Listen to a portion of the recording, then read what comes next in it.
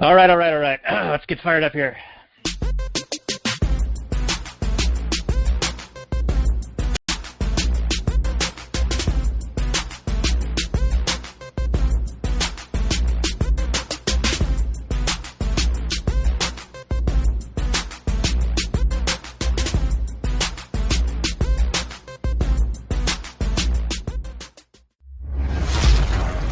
Maximum freedom. Read. Stay on target. Maximum. Stay on target. Maximum freedom. Read Rothbard. Hello and welcome once again to the Read Rothbard Podcast. We are back at it. We haven't been shut down yet, and we record these for you so that we save the NSA the hassle, I suppose. How you doing, Robert? As if we were big enough to be shut down. I mean, maybe if we actually ever got listeners, people would care enough. As it is, we're just two lone voices in the darkness screaming. I'm doing great, buddy. Living life. That's good. Good to hear. Our last episode was a nerd-inspired episode, and I thought that we could continue that trend a little bit on this one, though. I mean, honestly, all 9 episodes have been nerd episodes, if you really think about it. They contain nerds. They do kind of look and taste like or sound like little rocks in the box. So I guess you could say we're as dumb as a box of rocks since we're nerds, nerd candies. I'm pushing this a little too far. You are reaching. Yeah. So what are we going to talk about today, Dan? Well, I was thinking that we could do the yin to the yang of Star Wars and go with the Star Trek. What do you think? Now, as we all know, Star Wars universe is far superior to the Star Trek universe. Pretty much any character from the Star Wars universe outside of Boba Fett would destroy any Star Trek character. Maybe Worf might have a chance lasting a few seconds. But Worf he's pretty badass. He's got 2 hearts, 2 spines. He's got backups of everything. So even if you lightsabered his face and stabbed him in the chest, he could still slice me in half with his wicked, crazy Klingon blade. So maybe. So we're going with the Star Trek episode, right? Yeah, we're talking about Star Trek, Daniel. Pay attention. Well, let's engage the Star Trek episode. I'm going to cue up some music here, so stand by for just a moment. Engage.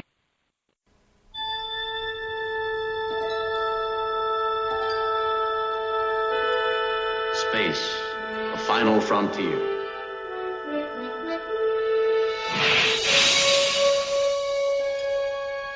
These are the voyages of the starship Enterprise. Its 5-year mission, to explore strange new worlds, to seek out new life and new civilizations, to boldly go where no man has gone before.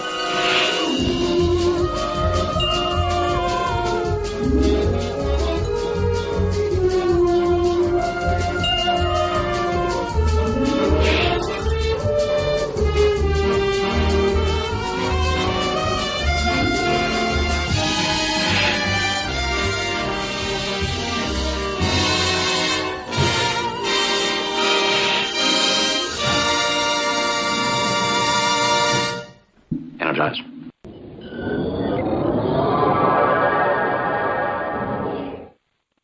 And here we are.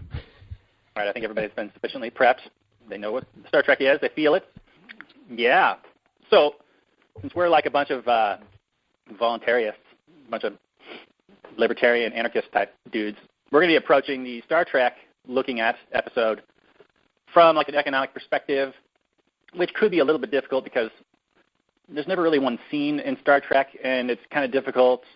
I mean, you're kind of speculating on whether there actually was one because you're in this like bubble. But we'll be speculating, and we'll be playing into how that ties in with current humans, some current humans on this planet, and their ideas of what Earth ought to look like. Notably, the Venus Project, most famously propagated by Peter Joseph, who has had a little bit of internet fame. He put out the Zeitgeist movies, and he has debated old Stefan Molyneux. And I don't know what he's up to lately. but we're going to be mostly going off of the VenusProject.com and what they're actually saying there, and how they're basically modern-day Marxists with robots, and they claim to be ANCOM. Well, they don't necessarily claim to be ANCOM, but they're very associated with ANCOMs. In their own words, it doesn't work without some sort of hierarchy. Anyway, we'll get into that. So, Dan, you got any points to make before we get started? Yeah, no, that's a nice summation of what we propose to talk about on this episode. We'll see if we can stick to that. We're usually not so good at it, but we can certainly try. One thing I want to note about Peter Joseph is, even though we don't know exactly what he's up to today, I bet he still has that mesmerizing way of speaking that just kind of sucks you in, and he uses all these strings of words together that sound so eloquent and amazing, but it lulls you into thinking that he actually is saying something. When he's just throwing a bunch of words together, they just sound good but don't mean much. Like he talks a lot about structural violence, and but never explains exactly what that is. I guess that's sort of like one of those social justice warrior type phrases. You know, it's like saying engineering ballhead, you know, mastication something. You know, it's like just making up shit.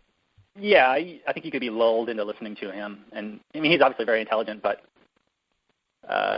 you could be lulled into thinking that. Like if you ever listen to the Stefan Molyneux debate, you might think that he won the debate, just as an outside observer, just because he seemed, I don't know, more intelligent or what have you. I don't know. But if you get into actually what he's saying, it doesn't make a whole lot of sense. Yeah, he seems to evade a lot of direct questions and covers them over with this language that I was referring to. You know, so Steph would try to pin him down into simplifying the message to saying, well, basically you're talking Marxism with robots. He's like, no, I'm just saying that there's an inherent structural violence that suppresses the minorities, and we all need to come together through technology and sharing, and all human, you know, interactions can be brought together in harmony through this Venus Project, blah, blah, blah. Right. And if you actually get into what they say, it doesn't allow for, well, let's go Star Trek, because we said we'd do that, and then we'll make our way back to Mr. Joseph. How about that? Sound good? All right. So the Star Trek universe, which you know, as you said, is not quite as nice and cool and sweet as the Star Wars universe, but there are some interesting, I guess, things about it that make it of interest to us. One is it appears to be a post-scarcity kind of universe, because they've got transporters and food replicators. They've also got like this, you know, diverse crew. It's one of the first shows that had, you know, people of different nationalities, different races, all in the same show. I think it came out in 1966, and so, you know, right at the civil rights movement. So I'm sure that played a role in it, because it was like what was going on of the day. But it seems to be, you know, one of those first pioneering inclusionary type shows. Another thing I wanted to mention is they appear to have like an overarching governmental entity that unites the entire planet and potentially like additional planets all under one world or one world's government. You want to add anything else about just kind of the environment of their universe? Well, yeah, the United Federation of Planets, as I recall. And by the way, we didn't do any like research. This is us kind of talking about our memories of Star Trek. At least that is for me. I think I'm getting most of it right, and who cares? Doesn't matter. So yeah, there's the United Federation of Planets, and yeah, that would be like some sort of a one galactic government as some sort of ideal thing. Now, you could argue that every tyrant in history, every empire builder in history has been trying to unite the planet under one banner, trying to rule the whole world. And the one silver lining, I suppose, to that would be there wouldn't be any kind of like great internal war. You know, like you got a war, like a world war between the United States and Germany. Well, if they were both the same country, you wouldn't necessarily fight amongst themselves. That's the sold idea, right? Even though there are all kinds of horrific civil wars and all that sort of thing all the time. So even if you like the idea of one united, everybody working together, one giant ruling supreme power authority, it's not all raindrops and roses. It's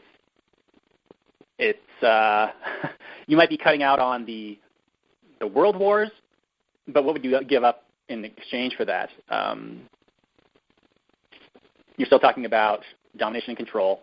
You're still talking about not self-ownership. You're controlled and owned by this supreme governing body, probably by people you've never seen, met. I mean, that's how it is today.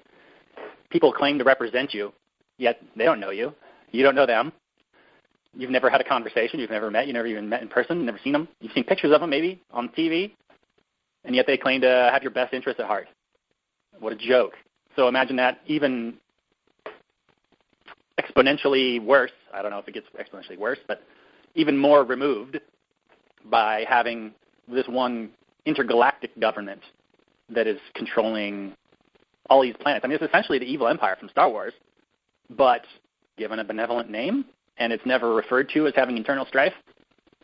So, I mean, in the Star Trek universe, all you get is the perspective of the crew of the Enterprise, and then the perspective of the people that they interact with on the planets they go to. But it's always the conflict between the Federation and the Klingons, or the Federation and, I don't know, who are those other guys? Who are those other guys? The Ferengi? The Borg?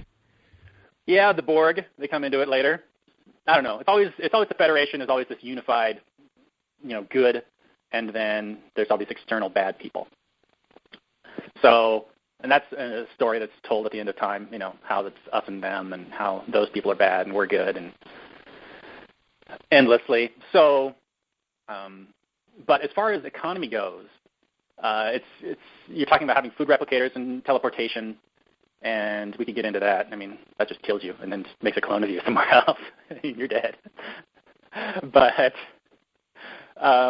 economy is never really shown in the show. It's always like, well, we just have these resources. We just push a button and food appears. We just have it. It's never said how it's gotten.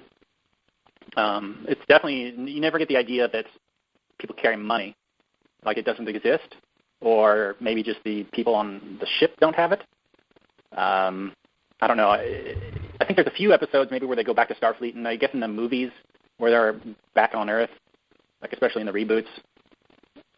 But, it's never really talked about.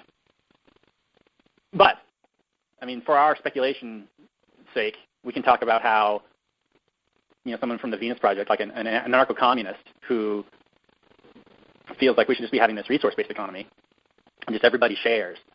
And it's just all the commonly owned stuff, regardless of how horrific commonly owned stuff gets treated. Yeah, you've never rented a car, right? I mean, how do you treat a rental car, Yeah, I mean, when nobody owned the Buffalo, all of a sudden the Buffalo are all, gone. So we can talk about that. We can talk about just the idea that you push a button and all of a sudden there's food there. It seems to be what the Venus Project and then these people are really, like their fantasy, and just how unrealistic that fantasy is. Yeah, it seems like they were watching Star Trek as kids, and then they grew up and they're like, hey, that's a great idea. Let's blend technology and Marxism, and we'll just push buttons, and robots will determine what we need and how much we need, and somehow no work will need to be done. No one will need to take anything out of the ground and create like building blocks of a structure of production or anything. Everything will just kind of happen and materialize because there's these robots and computers that can do it for us. Yeah, and to be fair, I mean, maybe if you actually did have this technology in place somehow through the market already and then you could transfer over, maybe we could talk about that. But it seems to be a dream of, humanity in general, to have leisure time, right? And it's kind of similar to this guaranteed basic income idea that, if everybody gets a certain amount of income, just regardless of the horrific effects of that, the dream is, how unrealistic it is, that once you have your basic needs taken care of, then you are free to be creative and productive in all these other endeavors, regardless of, now that everybody's not working, who's going to make the stuff that you're actually going to be consuming. So you're just creating a baseline. You're making labor extremely expensive, and then all the prices are going to get jacked up, and all of a sudden your basic income buys nothing. But it seems to be this idea that if we could just eliminate human labor from the equation, humanity could just be transcended to some other sort of greater purpose in life. And that seems to be the goal of these people. Yeah, it almost sounds like they're taking a page out of Proudhon, saying that once all your needs are met, then we can focus on more important endeavors and expanding our intellectual capacities and appreciation for the arts.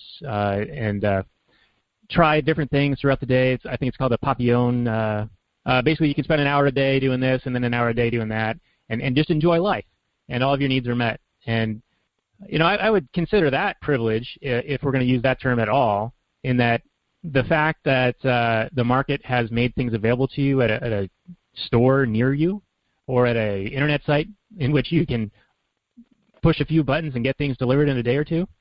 I mean, that is privilege in that you're not scrounging around for food. Like if there wasn't a market-based economy and there wasn't a division of labor, you would have to provide everything that you need for yourself. And, no one's going to give it to you. And to think that they would and to use the force of government to make that happen is just beyond the pale. I mean, you might as well be holding the gun yourself. In fact, I'd give you more credit for that. Well, yeah, because you're actually putting your own life at risk. You're actually saying, hey, I want this thing so much, and I'm actually willing to take the risk to engage in violence to get it, instead of voting for somebody else to go and crank on the violence lever to do it for you. So would you say that politics is diffusing the cost of violence in a way? So it makes it easier to use violence to get what you want versus going out into the world and creating value? Yeah, so politics diffuses the cost of violence. You're spreading it out among, millions of people, the entire population. And it's actually put on the enforcers, like the police or whoever. But by voting and diffusing the cost, it makes it cheaper. So it makes it actually way more prevalent. If there was some guy who just wasn't doing something doing something you didn't like, he was smoking pot in his house or whatever, and I don't like that. If there was no political apparatus that he could vote and make that guy stop doing that, he would actually have to invest his own resources. He'd have to care so much about it that he would have to hire a guy or do it himself, which is even more expensive, but hire a guy to go over to that guy and physically stop him from smoking pot, build a prison in his own house or buy a prison, build a prison somehow, and incarcerate that guy, basically kidnap him and jail him, cage the guy, all on his own dime. That is incredibly expensive. It would be outrageously expensive. Pretty quickly you'd go, I don't care that much. I mean, who's he hurting? You would quickly get a real sense of, that really doesn't affect me. That's his own body, his own thing. He's doing his own thing. How quickly would you not? You'd get a real sense of perspective. Whereas now, you can go, well, I don't think he should be able to smoke pot, so I'm just going to check this box, and we're going to institute a bunch of violence against him. Well, I don't really have to do anything. I just sit here, pay my taxes, and check a box every once in a while. I mean, that's no cost to me, like minuscule cost compared to having this violent apparatus that is at your beck and call, essentially. But only for certain things, right? Because it's got to be, democratically decreed or whatever. And it's kind of unfortunate that democracy, as flawed as it is deified in so many ways. And even the process by which it's intended to work doesn't actually function. Like the whole Brexit thing was about unelected people in Brussels dictating down to people in the UK what they could and could not do. Thousands and thousands of pages of legislation all the time with no feedback mechanism whatsoever, short of, leaving the EU.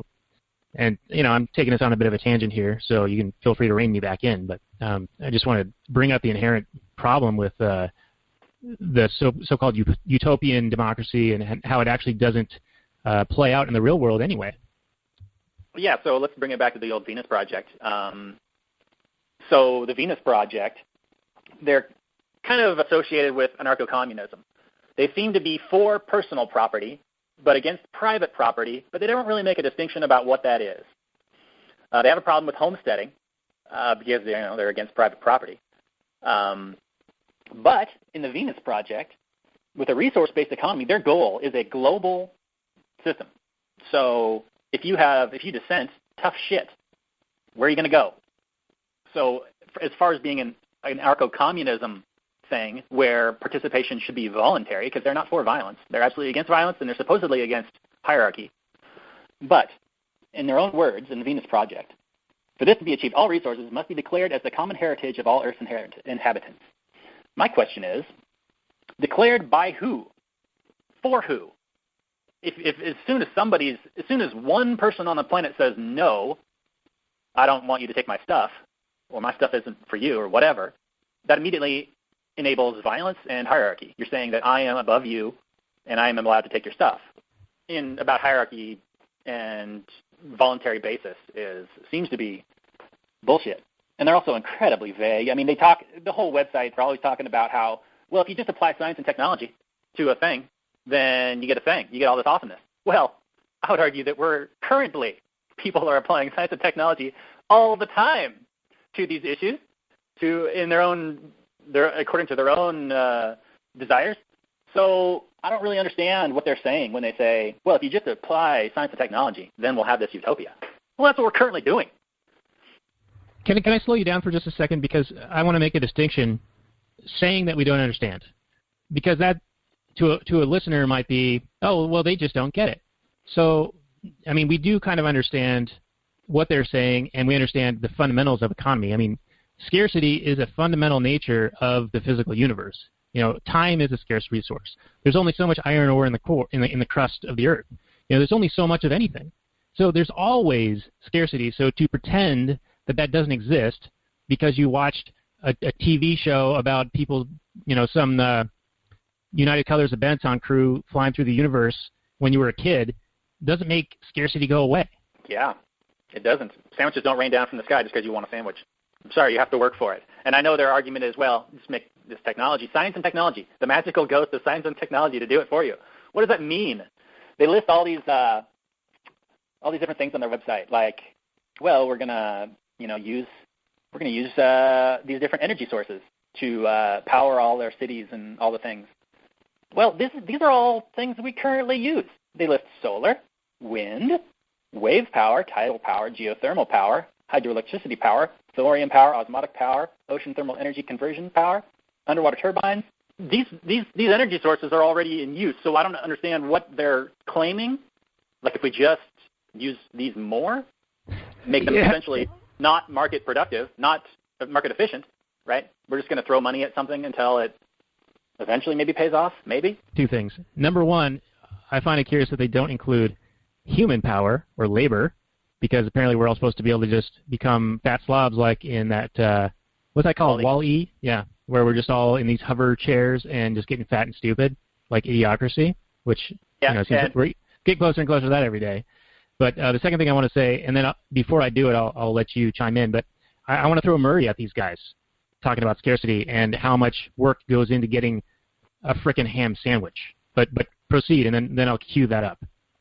No, Wall-E's a good comparison. The inhabitants of Wall-E were on a ship for like 200 years, and they continued to eat like this smoothies.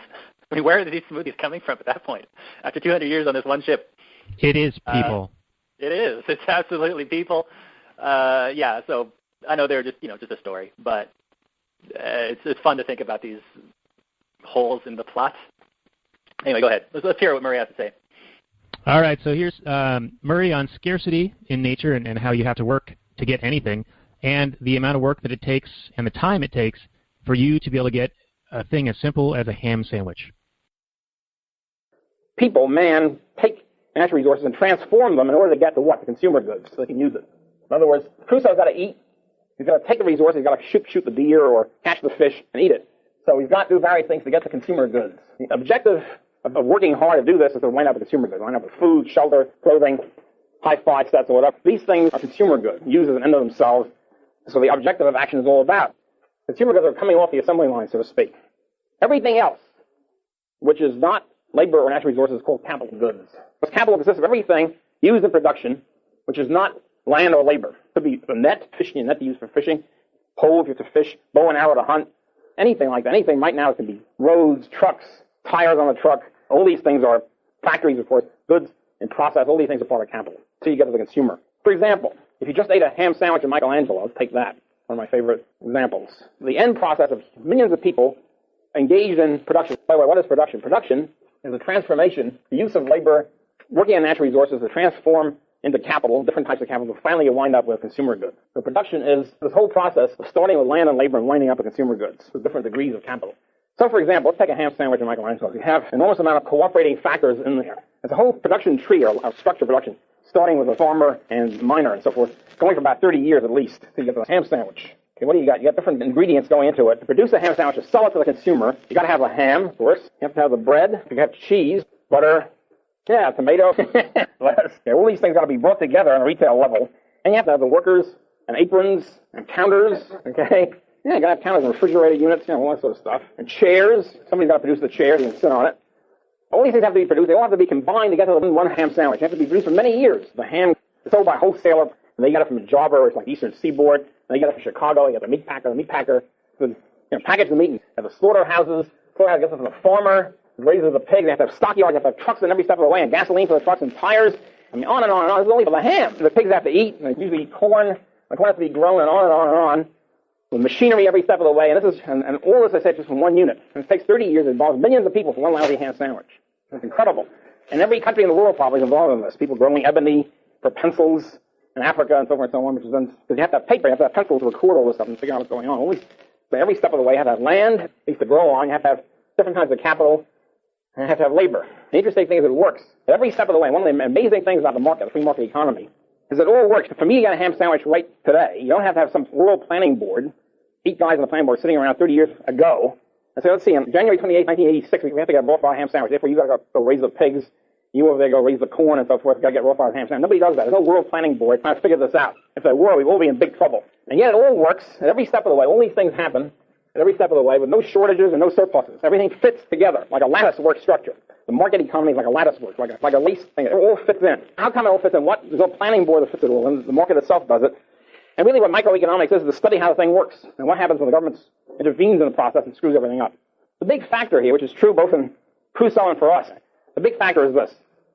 We contrast the world with what I call the Garden of Eden model. Now, some people believe mankind used to be in the Garden of Eden and was then kicked out for various transgressions.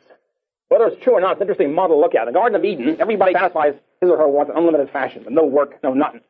Snap your fingers and Pepsi is trickling down your throat. Nobody has to work at it, nobody has to produce it. Why is that? Because there's no scarcity. If there's no scarcity, you don't need private property, you don't need labor, you don't have to work. Unfortunately, we were kicked out of the Garden of Eden, if it ever existed.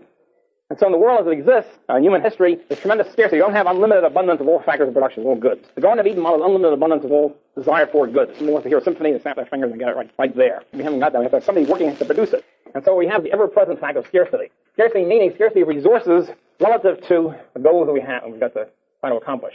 Scarcity of resources, scarcity, we'll see in a minute what the resources are. Obviously, the scarcity of land, labor, and capital. Scarcity in the sense that we'd like to have more of it. If we had more, we could produce more and consume more. We have higher standards of living. If we had no scarcity, if everything was super abundant, we wouldn't have to work. We wouldn't have to worry about anything. Just Pepsi trickling down our throat, just like that, or whatever equivalent. What happens is the caveman has everything is extremely scarce. They're in bad shape. Crusoe is in bad shape. Everything is very scarce. He's going to die tomorrow. He doesn't get food immediately. The progress of the human race, the progress of civilization, is essentially the alleviating of scarcity. Scarcity is still there, just with a lot less of it. A lot further from the brink than Crusoe was or the caveman was. A higher living standard. So the progress of the human race is essentially the progressive diminution or alleviation of scarcity. Scarcity is still there, but there's just a lot less of it. In the intellectual world, there's sort of fashions. One of the few good things about being at my advanced age is I've seen them all. All the fashions come and go. Every 5 years, some new nut comes on. With a new theory, everybody adopts it for about 5 years and then forgets it 5 years later. One nutty theory that came in about 1970 was there's no more scarcity. Economics, microeconomics might have been correct. For the old days, there was scarcity. Now there's no scarcity. It's called, we live in a post-scarcity world. What does that mean? I don't know what it means. What it really would mean is we're back in the Garden of Eden. Nobody has to work, nobody has to produce. No, not. Obviously, we're not in that situation. I remember I had a debate with some Turkey. I think it was the American University in Washington, which is an odd place anyway. I was on a question about, do we live in a post-scarcity world? He was maintaining we live in a post-scarcity world, therefore we don't have to work, and therefore, I don't know what the therefore was. It was all very murky. His conclusion was we should therefore have socialism. I'm not sure why that was the conclusion. Presumably, if there's no scarcity, you can have anything you want.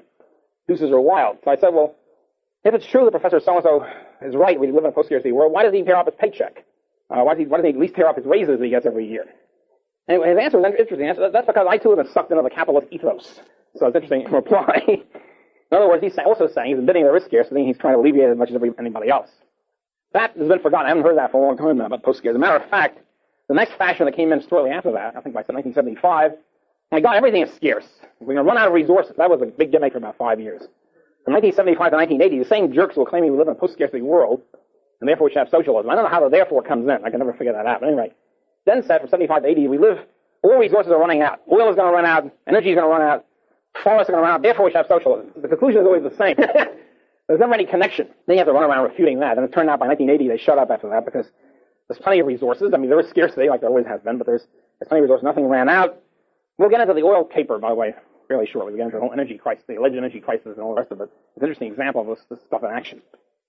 So we have an ever-present scarcity of resources, and people therefore have to allocate their resources to the highest values, so their highest values, and try to make sure that they don't waste them, in the sense that they make sure they don't spend their time or their energy or whatever, and stuff they'll regret, figure that they really should have spent on something else.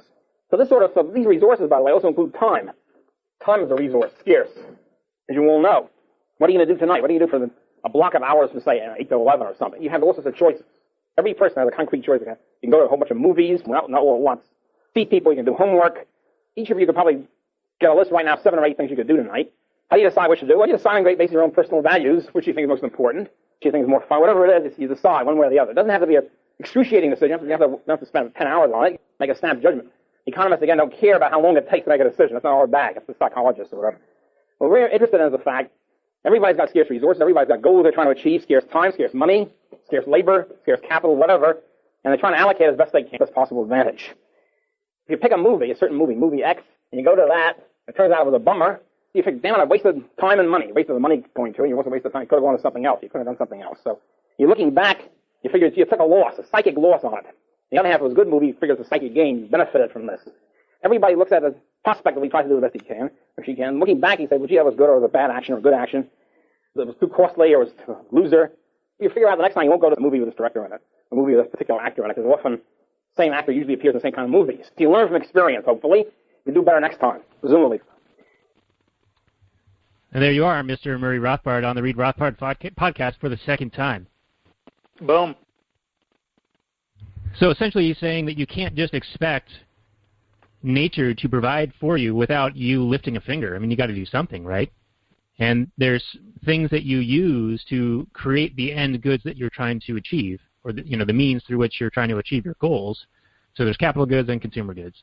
And then he kind of outlines that as the ham sandwich. And so I don't understand how the people in the Venus Project expect Star Trek replicators to just spontaneously exist in the world to provide for them when it takes work and labor and ideas and entrepreneurship and the ability to try things and fail and try things and see the fruits of that success to spur on technological improvement that they claim to be relying on in the first place. Your comments, Mr. Robert Johnson? Yeah, exactly. They claim they want to harness the science and technology that is created by human beings, but then not reward people for that ingenuity and heart and whatever. Like we'll get to this point where robots will do everything for us, and then we'll be free to do just whatever. Well, that just halts scientific progress. I mean, so just everything going to R&D at that point? Is that what they're saying? One of my huge issues with these guys and any kind of socialism is it doesn't take into account that human desire is infinite. So when you go to a free market supermarket, you have all this variety, all these levels of quality, all vying for your dollar. So there's 50 different kinds of cheese. Well, you go to any kind of like communist country, like any kind of where you essentially get like one cheese because they're just giving you cheese. Like in the Venus Project, they claim to be able to account for human desire by having surveys. Well, imagine filling out a survey and saying, how much cheese do you want for the month? And, what kind of cheese do you want? And on and on and on, a million different things. And no new cheeses ever, because why would anyone ask for anything different than what already exists? So technological progress would essentially cease, and we'd be stuck at whatever level we started at. Right. So, but also, you're going to pick the best quality cheese, and you're also going to hedge on the high side. You're going to pick more than you actually need. Because, you want to be safe, or maybe you feeling like you had a little more cheese that one day or whatever. So in terms of efficiency, it's a joke. You're gonna misallocate resources all over the place. You're not going to have prices, so you're not going to be able to correctly gauge exactly how much somebody wants a thing. A price is an indicator that a person is willing to give this much for this thing. So you know how much somebody values a thing. With no prices, with just resources, Well, there's no cost involved in saying, well, I want 100 pounds of cheese instead of 50 pounds of cheese. What cost is for you? There's no cost. So why not do that? So you can't really judge how much somebody wants a thing or not. So you're going to have huge misallocations of resources all over the place. They claim about efficiency. It's going to be the worst. Every communistic country is always cribbed off of free markets because they have no idea how much a thing is worth. And they constantly are throwing shit in the wrong place for the wrong amounts at the wrong times. Right now, Venezuela is shit in the bed, and they have no idea what they're doing. They can't even afford the toilet paper to clean up the shit in the bed. They can't. They recently nationalized the toilet paper manufacturer, and they only closed down and fired everybody against government authority, apparently. Apparently they're supposed to ask the government if they can fire their employees or not. They only did that because they couldn't import any of the raw materials needed to make the toilet paper at any kind of reasonable price. So because they have runaway inflation down there. Yeah, it's funny how they took it over, they nationalized it, and then they proclaim that they're going to provide the toilet paper for everybody, but it doesn't solve the problem that they can't even get the materials needed to make it. Right. And one other point that I thought was funny is that they laid off 500 or 900 workers, whatever the number was, and we'll post the article down below. But the government said, well, they fired these people without authorization or without notifying us, and therefore we're taking over. It makes no fucking sense. I don't want to say I don't understand. I do understand. I understand, but I don't get it. Like, what do you think you're fucking solving? You're not solving anything. You're making it worse. You're making it worse. Venezuela, you're making it worse. Yeah, it's what they do. And then they've recently employed the military to ensure that food gets proper food lines. Basically, the food process gets to where it needs to be. I don't know how you use the military to ensure that food gets to where it needs to go. The problem is that you've got price controls, which sets food, which allows food to only be sold at less than its actual value. So if it costs you, as a store owner, $5 for a pound of roast beef, and you can only sell it for $1, what's the incentive for you to have roast beef in your store? The law. The law says you must.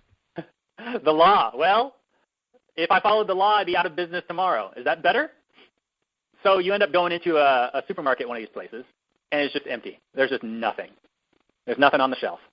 Whereas you go to a supermarket in any kind of free market, and you have this abundant variety, just all over, people trying to serve your desires.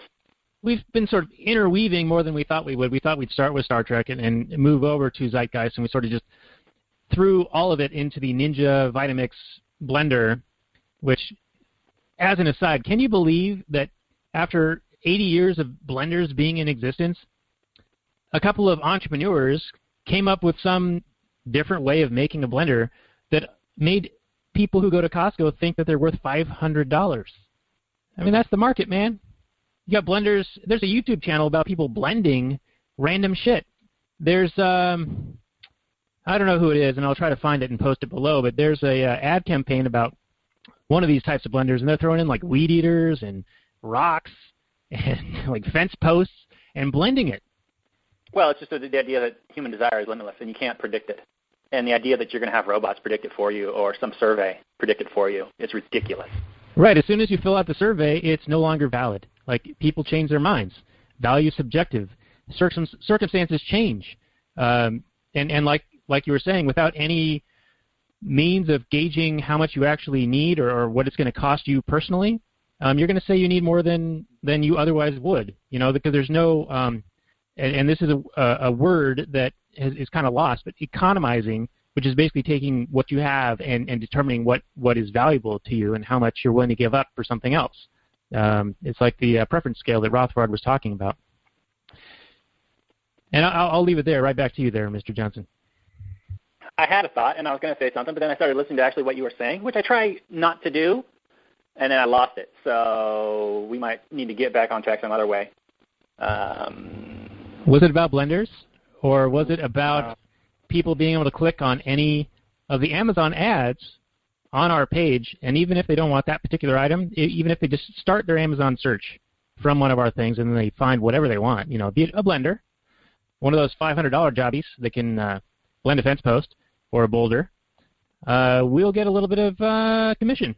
That would be nice, right? You want to support this show, all the hard work that goes into it. We're raising kids, living out in the mountains all by ourselves, writing books, making this show. Yeah. But no obligation, you know. It's just if you want to. It's voluntary. We're all about the voluntary. Right, it's voluntary, whereas I think even though the Venus Project claims to be voluntary, it's not. I mean, if these guys wanted to go to buy some land and have a little commune and just live and whatever, more power to them. They're not aggressing against me. Who cares? Great, live your life. But they're claiming to want to start this global resource-based economy where what if you opt out? What if they give you one of these surveys or the robots declare that you need 2 pounds of cheese this month and you need more than that? You're not accounting for human desire. There will be resistance. There will be a market.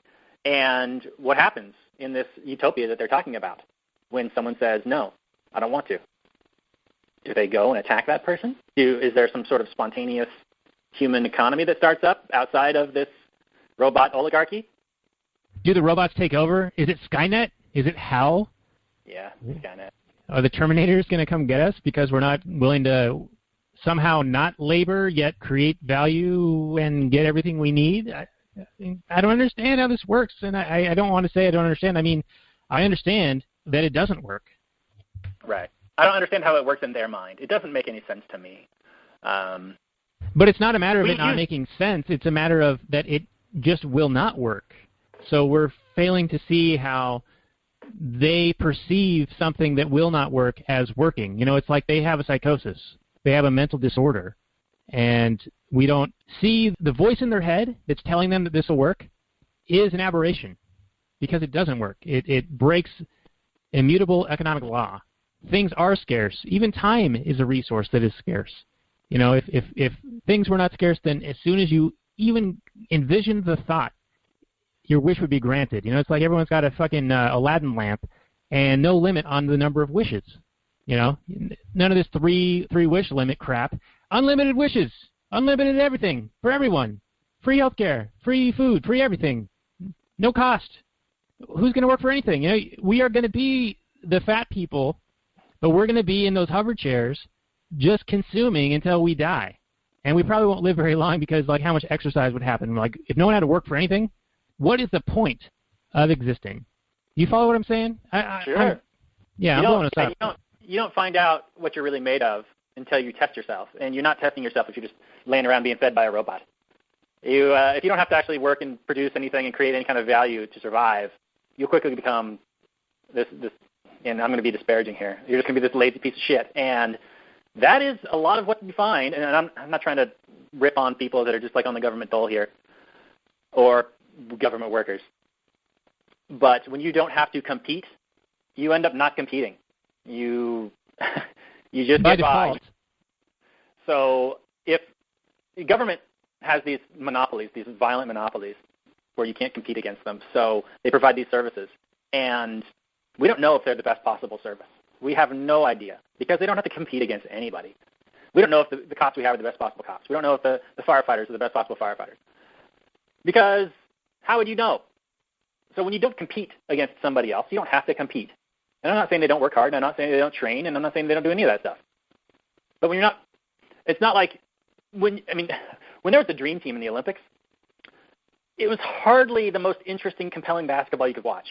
Because you had these guys who just cruised and dominated, and they were not challenged in any way. So was there any incentive for them to work harder? They're already number one. It's like that T-shirt. Andre the Giant, he didn't work out. He was already the hugest, most dominating force on the mat. He didn't have to exercise at all. When you have competition, it strives. It gives you incentive to work harder and to innovate and to create a better product, man. You mentioned competition, and I think that we should define that a little bit because we're not saying competition in the sense of like a sporting contest where there is only one winner, like it's a zero-sum game. We're saying that competition exists so that things are improved or prices are lowered, but that doesn't mean that there's only one winner. Different people value different things at different levels. Value is subjective.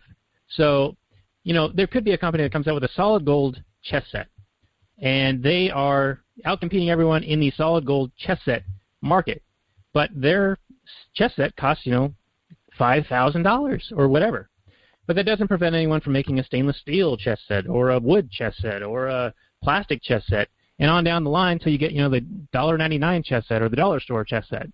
So we're not saying that competition eliminates anyone from any particular market, but it makes it more efficient for those who wish to specialize in an area to drive down their costs, drive down their prices, and service their customers in the best possible way.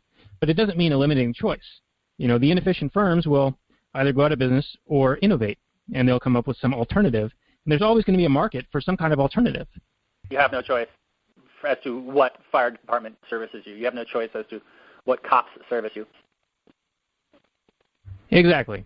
And then the Andre the Giant, I just want to mention him. Like, he was naturally a very, very large human being, and being such, he was very difficult to defeat in the scripted wrestling matches that he was in. But he also died at the age of 47 or something like that, because he didn't have to work out to be large, and he had a big drinking problem, I think. And he's also the inspiration behind the Obey street tagging, which we borrowed for our Read Rothbard imagery that you guys have seen as our profile picture, which I just changed today to something a little bit more just stark and a little bit different. So, come down to facebook.com, Read Rothbard Club. Check it out. And if I can move us back to the direction of the ANCOMs just for a second.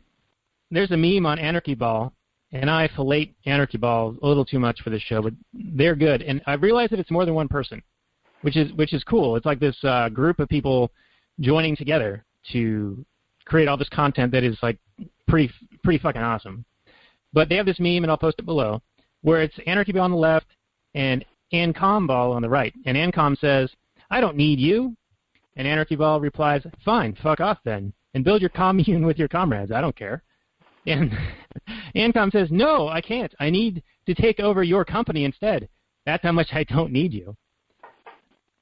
So he's making fun of the idea that the workers want to take over the means of production, as if the means of production are just some magical thing that just comes out of the ether. Like no investment has had to occur, no entrepreneurial risk has had to be taken on. It's just things need to exist, and once they do, we take them over. It's a fucking Venezuela all over again, right? And I leave it to you, Robert. No, you're absolutely right. I just want to bring it back to Andre the Giant for some reason, because it's a fun little thing. Andre the Giant, yes, he was a famous drinker. And in one sitting, a man confirmed that he witnessed Andre drink 156 16-ounce beers in one sitting. Pretty good. So do you mind if we bring back some Roddenberry stuff? Because the guy was interesting. I mean, he did bring about the first show that had a bunch of different diverse peoples on the same show. I see things saying that he didn't want to focus on adventure and violence, so he was reluctant to have like the phasers or the guns in the show. Do we want to comment on that at all? I didn't know that. They did carry phasers. If he was hesitant to do that, was he of the mind that there would be dramatic tension just from the conversations that he'd be having? Or that he would be able to solve problems through intellectual discussion, which would have been cool, I suppose. I don't know who had them have the phasers on their persons then. Other writers, I suppose, because he didn't really have a whole lot of direct contact with the show, influence on the show after the first year. Is that right? Yeah, that's what I was reading about. He had a lot of direct control over the very first season, but then due to ill health and drug addiction, he was not able to contribute to later episodes. He was reluctant to have the violence be a factor and the weapons be a factor in the shows, but it sort of came out later on. Yeah, I mean, those shows all hold up. You can still watch them today and be entertained, but I don't know what kind of storylines he was doing for a space adventure show without any kind of conflict. I mean, there was conflict in every episode. I'd have to go back and look. Maybe they didn't shoot any of the tribbles, probably. Don't know. Yeah.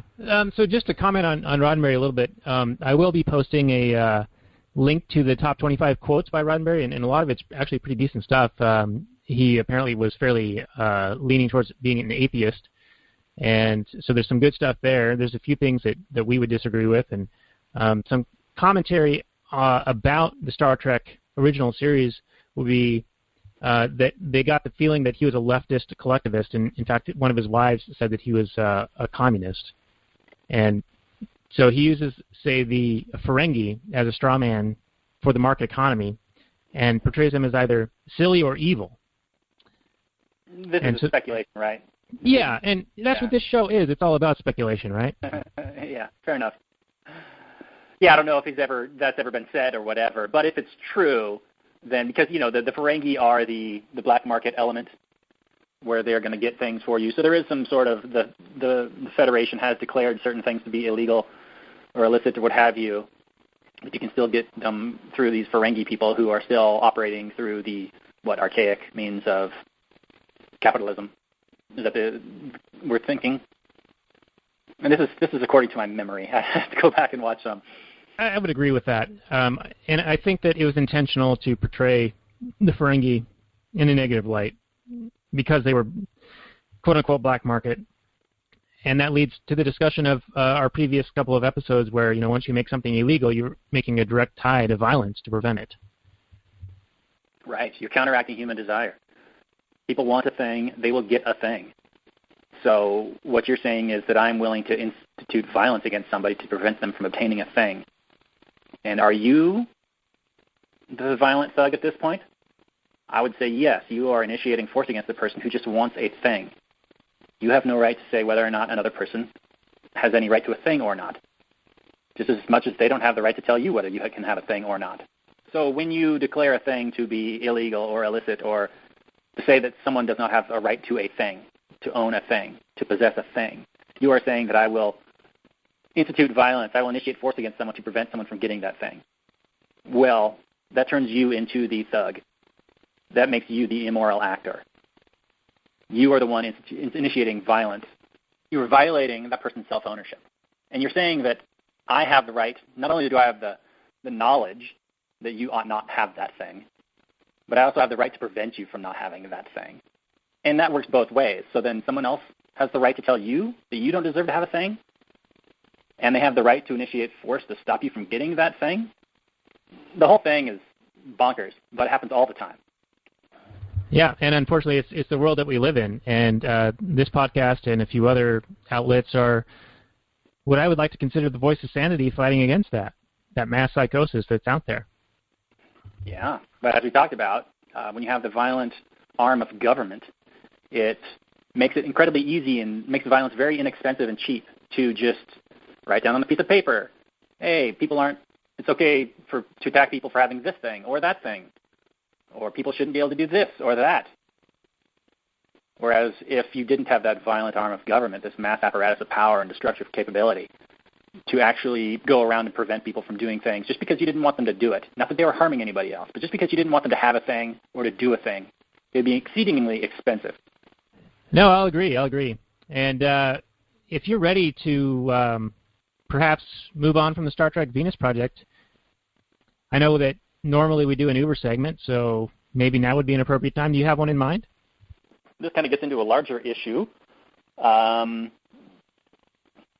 It seems to be that Uber is the kind of like the whipping boy of the media. I don't know.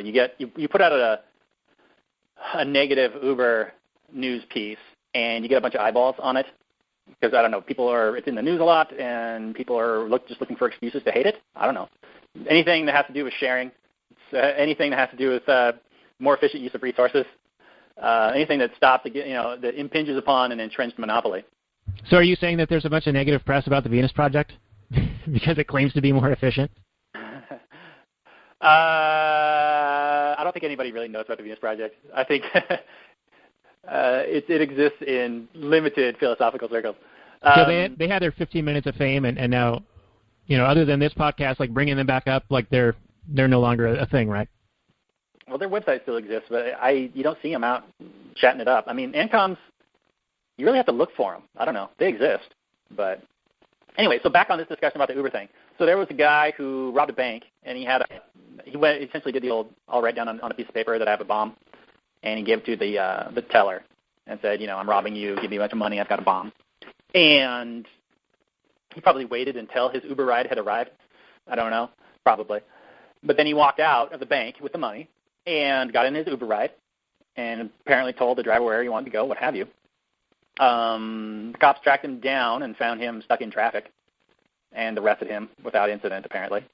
But the news article was, Uber used in bank robbery, which I suppose, it's fairly newsworthy. It's the first time I've heard of such a thing happening. But, here's another negative thing. It pops up as, Uber did this or Uber driver does this, regardless of whether or not it is relevant. So the past couple ones have been relevant, like it happened during an Uber ride or the guy was an Uber driver or what have you. But there also seem to be articles that are like, Uber driver does this. Well, does it have anything to do with him being an Uber driver? No, he just happened to be an Uber driver.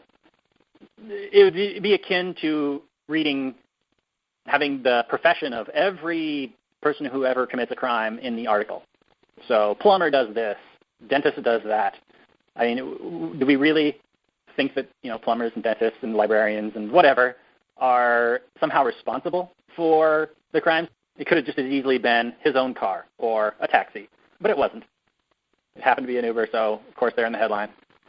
And it leads to a journalistic integrity type discussion where it seems like they're looking for ways to spin it, which is nothing new. But there's a whole lot of pushback against any kind of ride-sharing, Uber.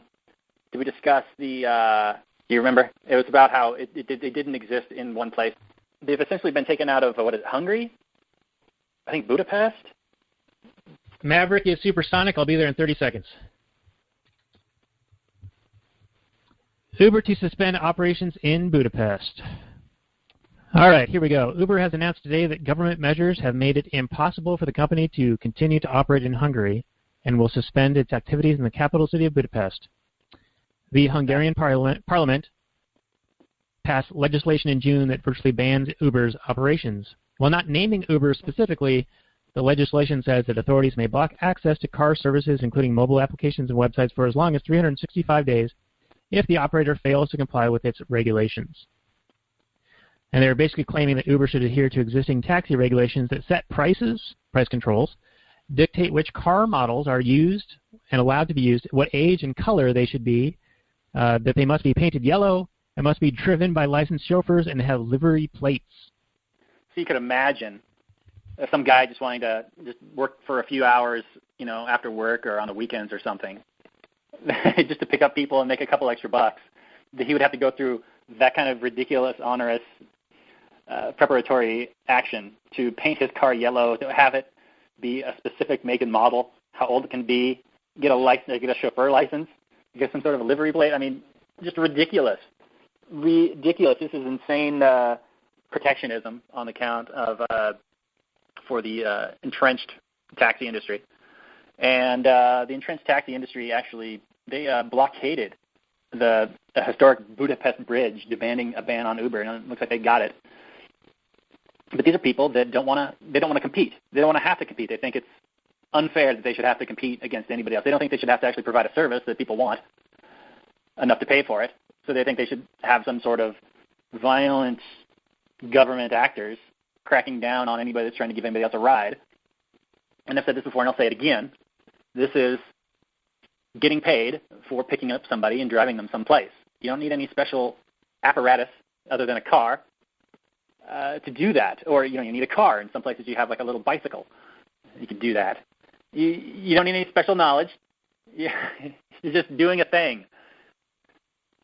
So anyway, these are violent thugs who want to force other violent thugs to act on you trying to make a buck, trying to provide value to your fellow man.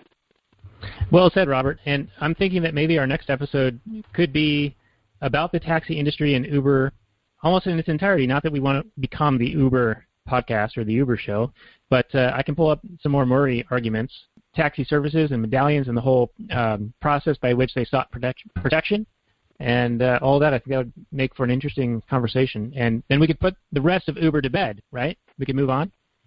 Well, it wouldn't stop the new Uber news, but having fully, thoroughly covered it, it'd probably be a good thing instead of just having like your weekly Uber segment. I don't know.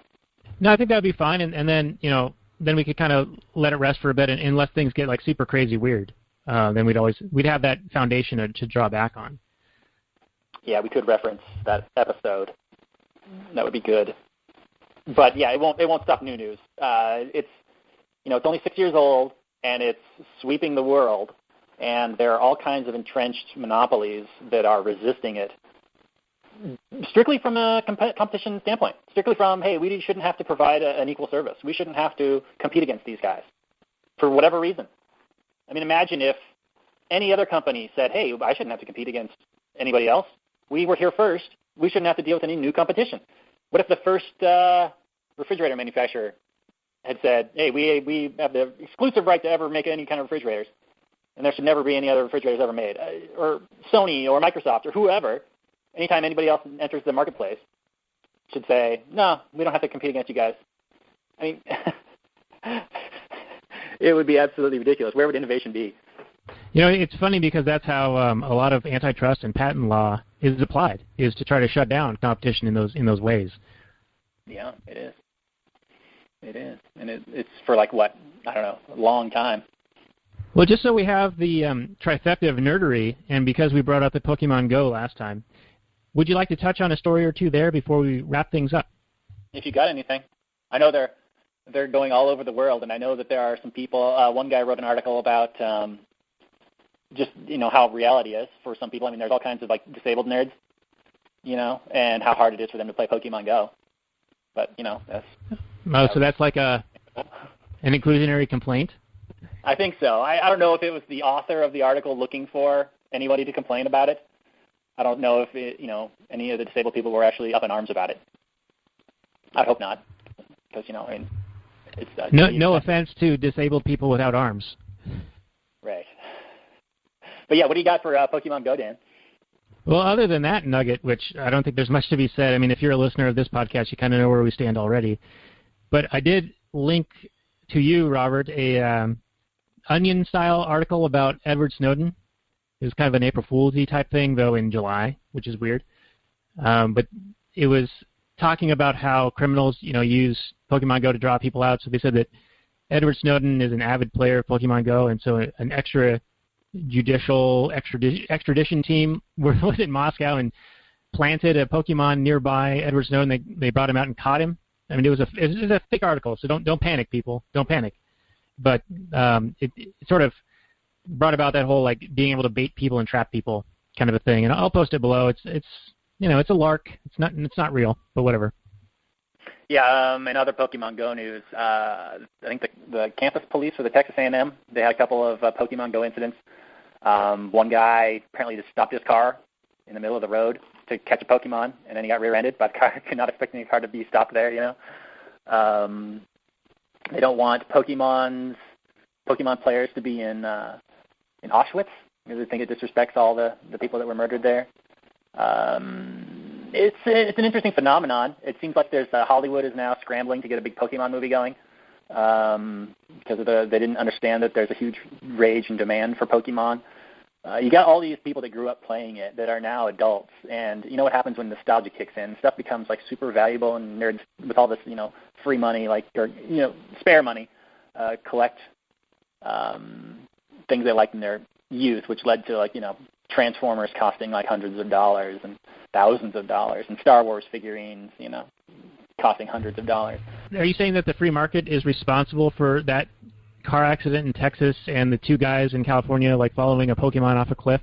Are you arguing for the resource-based economy because that would eliminate this type of nonsense?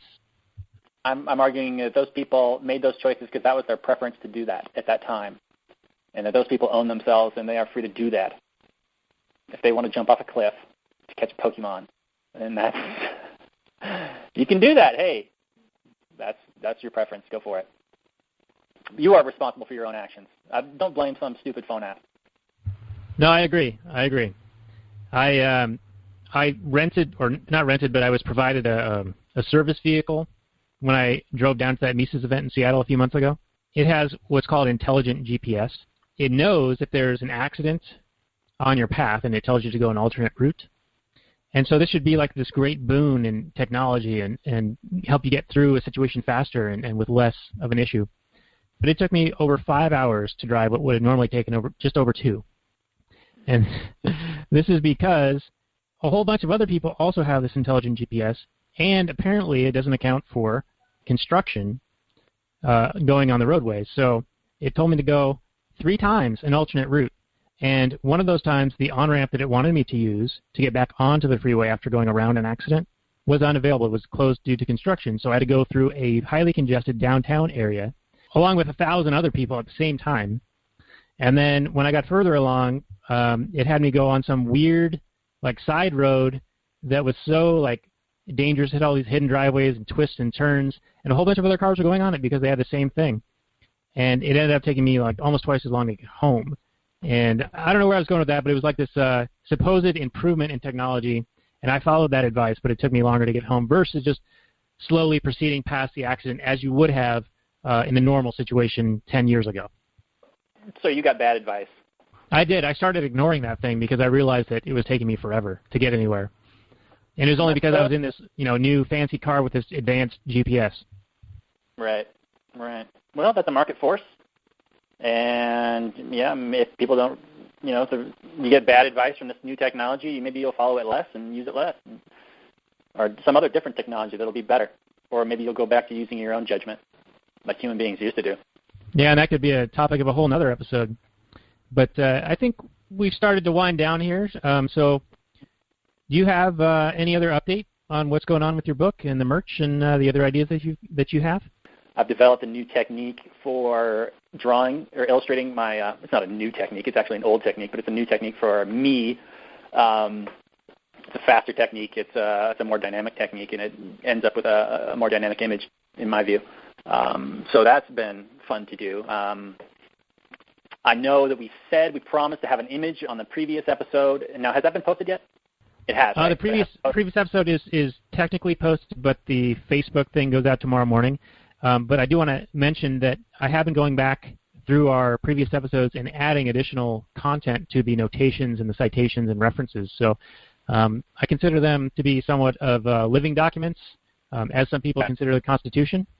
So, I can add stuff later. Okay. Well, I do have at least one image, maybe 2 images we could throw underneath the podcast that we promised, or that I promised. So, yeah, things are looking good. I'm really happy with the way things are looking. That's all the update I have. Well, that's pretty cool. I appreciate that, and I thank you for your time devoting to this here podcast. This is episode number 10. I can't believe we made it this far. There's going to be a bunch of notes down below this one, and like I was saying before, they may change over time, so we'll continue to add content. We do appreciate if you do have any feedback or comment. You can make comments on our Facebook page, on the readrothbard.com website, or even on the Podomatic where we host our podcast. So many ways to get a hold of us. Robert and I have talked about creating some email addresses if that is something you're more comfortable with, so I'll look into that, and we'll provide the information for that on a future podcast. And I just want to mention that we do have some Amazon links on our website, and if you do happen to make a purchase after clicking one of those links, you do support us in a small way, so we would appreciate that if that's something you're inclined to do on a purely voluntary basis. And, this may be one of our most rambling podcasts yet. However, I've been thinking that about almost all of them, and then when I'm done grinding the sausage, it actually sounds pretty good to my ear. So, perhaps this one won't be as bad as I think it is right now. Yeah, I think whenever we finish an episode, we're like, well, that was terrible. But I think I tend to agree that this one was even less coherent than normal. But, whatever. It is what it is, man. I still have fun. Yeah, well, we do appreciate you guys joining us if you did. And, thanks again for coming. And we're going to energize. Energize.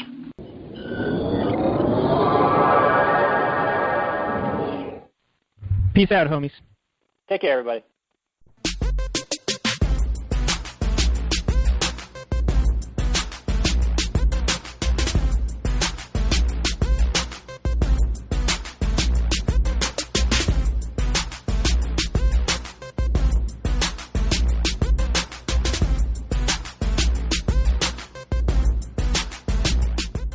the chipmunks. CHIPMUNK. We're the chipmunks. Guaranteed to brighten your day. Do do do do do do do do do do do